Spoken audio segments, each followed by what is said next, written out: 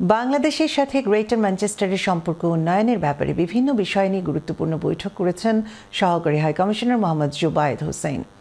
Greater ম্যানচেস্টারের mayor Andy বার্নামের সাথে সৌজন্য সাক্ষাৎ শেষে ম্যানচেস্টারে নিযুক্ত বাংলাদেশ হাইকমিশনের সহকারী হাইকমিশনার এ তথ্য জানান।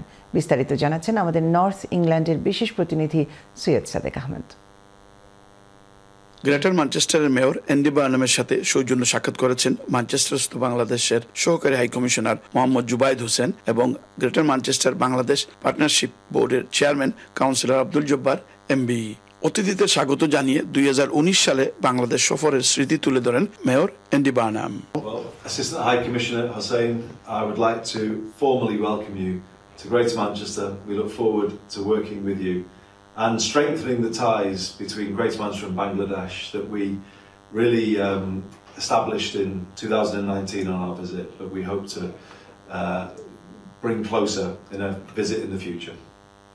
বাংলাদেশের সাথে সম্পর্ক উন্নয়নের ব্যাপারে বিশেষ করে সিলেটে প্লাস্টিক রিসাইক্লিং প্লান্ট প্রতিস্থাপন ব্যাপারে আলোচনা হয় এবং আগামীতে মেয়র অ্যান্ডি বার্নামকে বাংলাদেশের সফরের আমন্ত্রণ জানানো হয় বলে জানিয়েছেন সহকারী হাইকমিশনার মোহাম্মদ জুবায়েদ হোসেন। আমাকে কথা দিয়েছেন শীঘ্রই উনি বাংলাদেশ ভ্রমণ করবেন।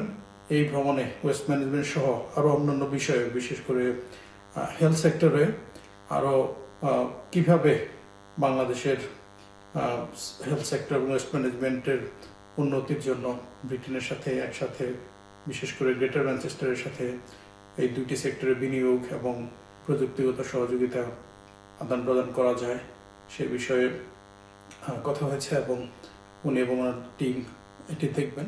বাংলাদেশে আন্তর্জাতিক মানের নার্স ট্রেনিং প্রতিষ্ঠান গড়ে তুলতেও আলোচনা হয় বলে জানিয়েছেন councillor Abdul Jabbar MB. We talked about number of projects that is currently being developed by Greater Manchester Bangladesh Partnership Board, including training Bangladeshi nurses to international standards and looking at how to support local government in Bangladesh.